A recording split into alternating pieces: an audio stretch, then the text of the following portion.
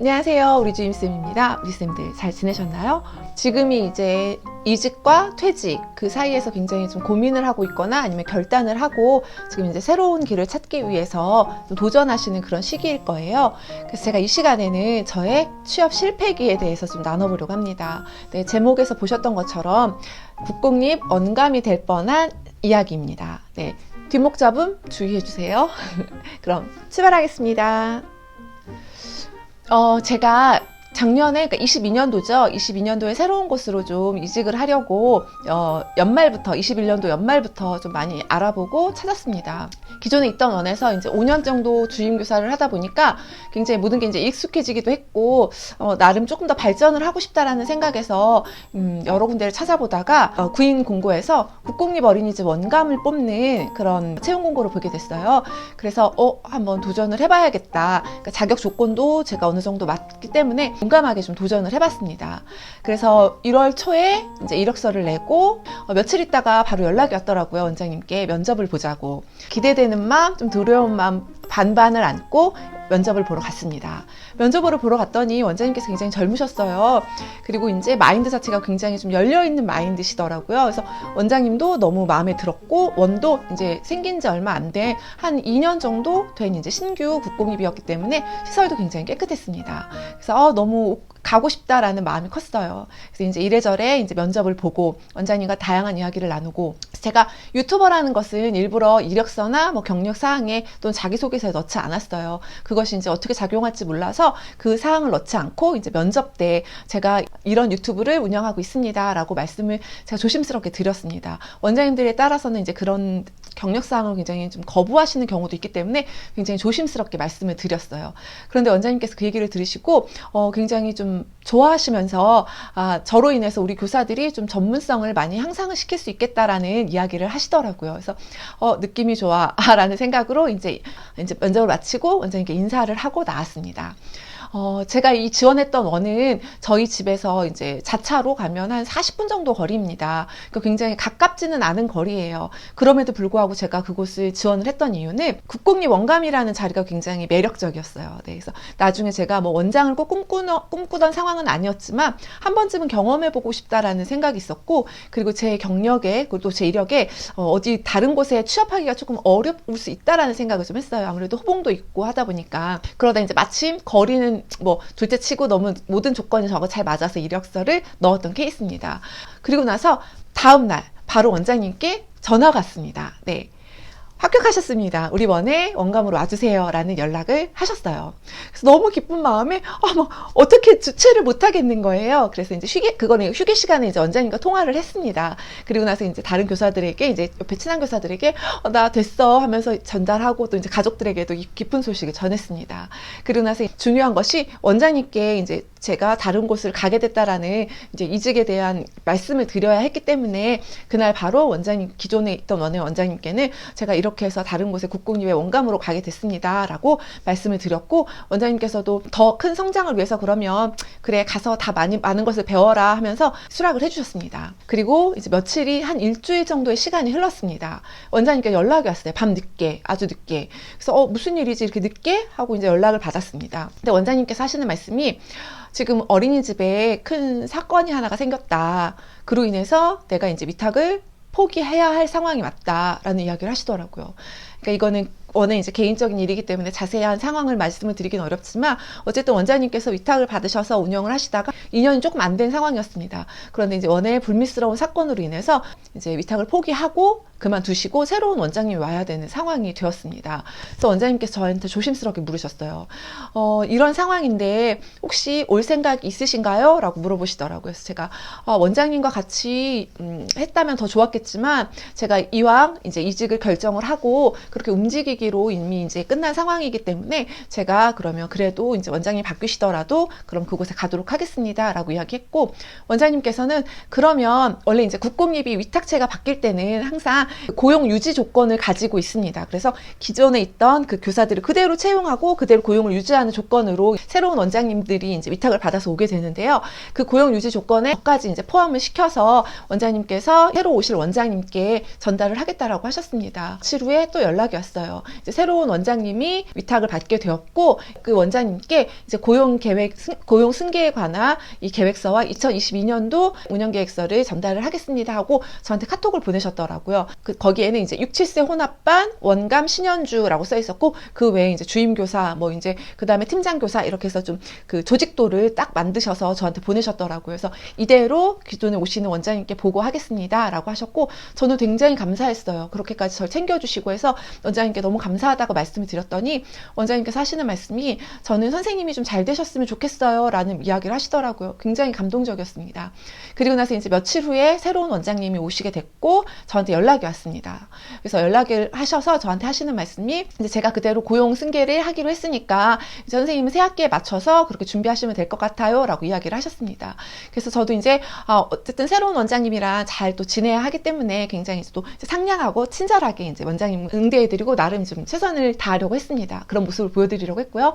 원장님께서 한번 들어오라고 하시더라고요. 와서 이제 그때 이제 개원한 지 얼마 안 됐기 때문에 유아반이 6, 7세 반이 이제 없었어요. 5세 반까지만 있었고 6, 7세 혼합반이 하나가 생겨야 돼서 교실 하나를 이제 새로 구성을 해야 되는 상황이었고 저는 담임 겸 원감으로 가는 것이었기 때문에 제가 6, 7세 혼합반 이제 담임이기 때문에 구성을 하러 가야 했습니다. 방문을 해서 원장님 인사를 하고 교실을 보니까 정말 창고로 썼기 때문에 아무것도 없더라고요. 그래서 어떤 것이 필요한지 저보고 다 뽑아서 리스트를 뽑아서 이제 견적을 내서 전달을 해달라고 하시더라고요. 그런 이야기만 나누고 필요한 항목들을 다 체크를 해서 그 다음날 문서로 작성을 해서 리스트를 뽑아서 견적을 내서 전달해 드렸습니다. 그리고 나서 시간이 또 흘렀죠. 제가 이제 들어가서 OT 준비도 해야 되고 입학식 준비도 해야 되고 나름 해야 될 게 굉장히 많이 있는데 그리고 연간 계획안이나 그런 이제 교사 회의도 해야 되는데 부르지를 않는 거예요. 그래서 제가 원장님께 저는 언제 들어가면 되나요? 그리고 교육계획안은 제가 어떻게 작성을 하면 되나요? 라고 하면서 기본 서류에 대해서 좀 이제 물어봤습니다. 그랬더니 원장님이 그것은 우리 기존 선생님들이 다 알아서 할 거니까 선생님 너무 걱정하지 말라고 이야기를 하시더라고요. 그러면서 하는 말이 퇴직과 동시에 임면을 바로 할 수 있도록 임용 관련 서류들을 빨리 제출을 하라고 좀 재촉을 하시더라고요. 그래서 보통 임면 서류 같은 경우에는 이제 마지막 주 전에만 제출을 하면 이제 3월 1일자로 임면이 되기 때문에 그렇게 이제 제출하는 것이 보통인데 이제 서류만 준비를 해서 제출하러 갔습니다. 그때 원장님을 뵙고 이제 만났고요. 그리고 나서 마침 제가 주문했던 물품들이 다 도착을 해서 환경 구성을 이제 하기 위해서 겸사겸사 이제 서류를 들고 갔죠. 제가 갔는데 교사들이 그래도 기본적으로 원감이 새로 오게 되고 교사가 새로 오게 되면 와서 좀 인사도 하고 아는 척도 해줄 법한데 제가 갔는데도 아무도 와서 인사를 하거나 아는 척을 하지 않는 거예요. 그래서 교사들이 원래 좀 여긴 성향이 그런가 보다 싶어서 제가 돌아다니면서 일일이 인사를 했습니다. 네, 반갑습니다 선생님 하면서 인사를 하고 그래서 왔던 교구장부터 시작해서 모든 것을 다 집어넣고 이제 반을 거의 완성을 해 놓은 상황이었습니다. 한 7시쯤 되니까 원장님이 밥을 먹자고 하시더라고요. 그때 이제 남아있던 것이 저, 원장님, 주임교사, 이제 새로 주임교사가 될 그 교사와 그리고 다른 교사 1명, 이렇게 4명이 남아있었어요.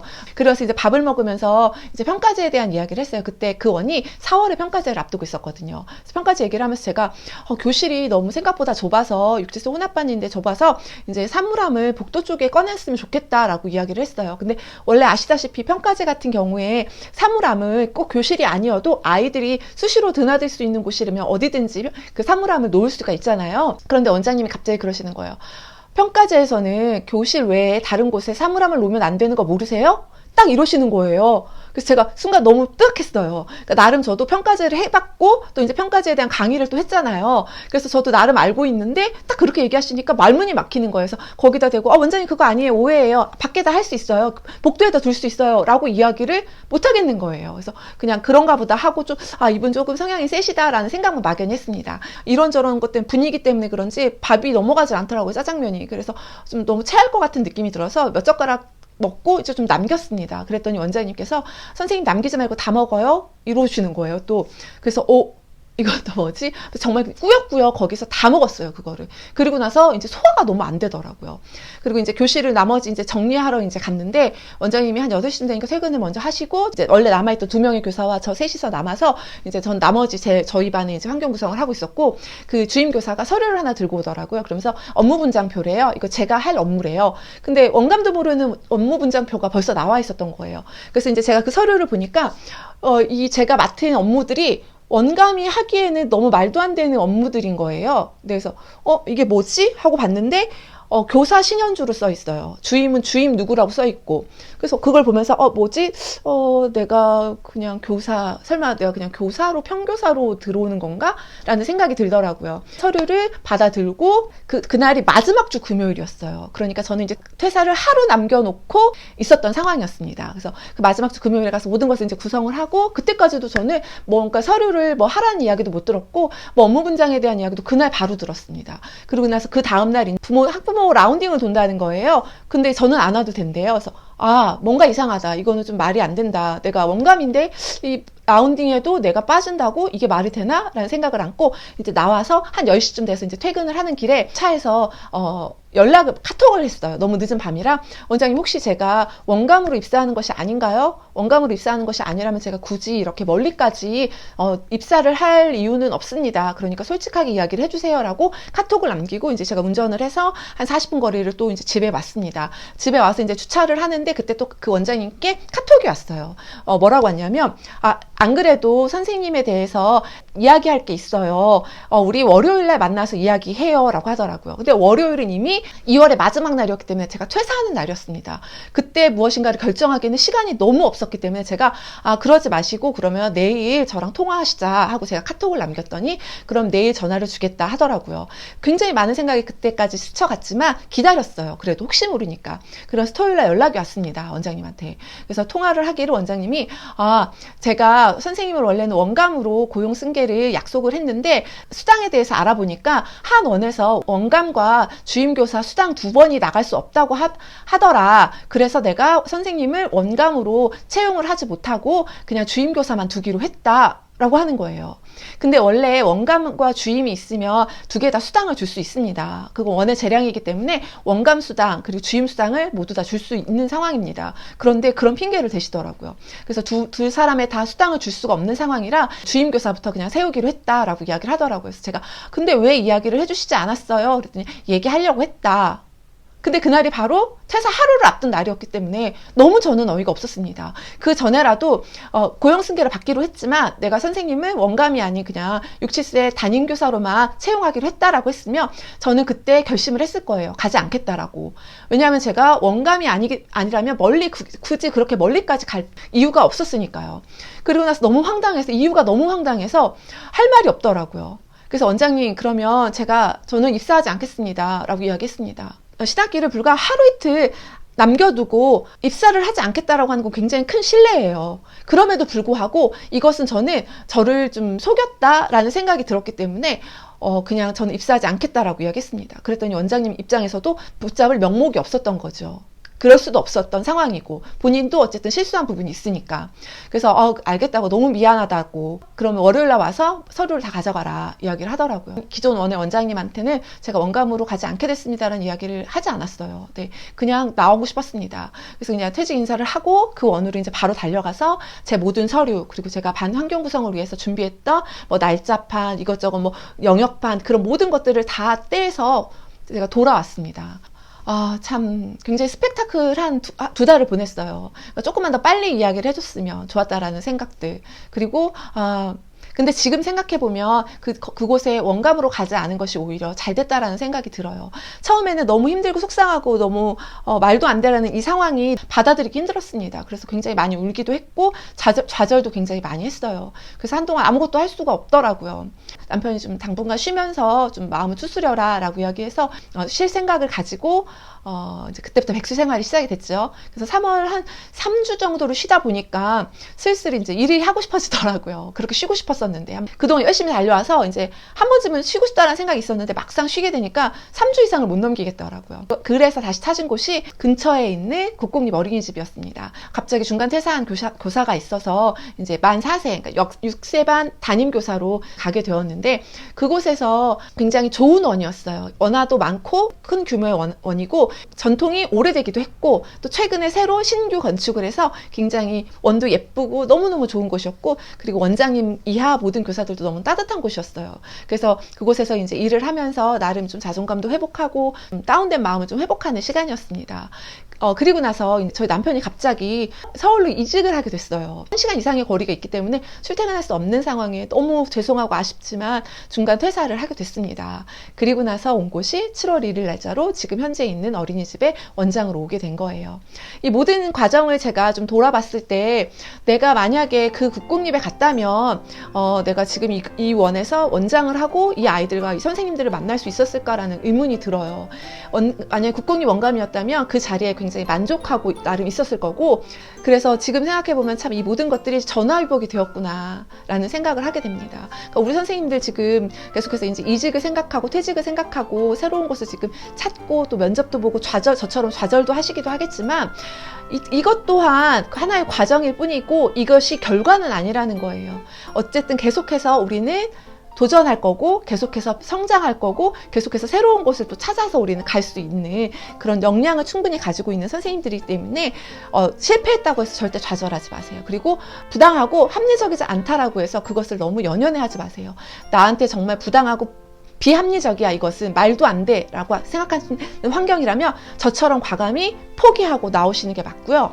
혹시라도 내가 실패했어도 지금 저의 모습처럼 더 나은 길로 가기 위한 하나의 과정이었다라고 받아들이신다면 그 좌절감이 조금 덜 하실 거예요. 정말 이렇게 실패해보니까 실패했을 때 그 좌절감 그리고 낮아지는 그런 자존감들 이런 것들 굉장히 크게 작용을 하더라고요. 그러니까 우리 선생님들 그런 상황일지라도 힘내시고 또 새로운 곳이 얼마든지 우리를 기다리는 곳들이 있습니다. 그리고 더 좋은 결과로 나타날 수 있는 하나의 과정이니까 너무 크게 좌절하지 마시고 끝까지 잘 도전하셔서 정말 우리 선생님들한테 잘 맞는 그런 원을 찾기를 바랍니다. 저의 작은 경험담이 우리 선생님들에게 조금의 힘이 되고 위로가 됐으면 좋겠고 또 이런 일도 있을 수 있구나를 좀 한 번쯤은 생각해 보셨으면 좋겠다라는 생각으로 올려드린 영상이에요.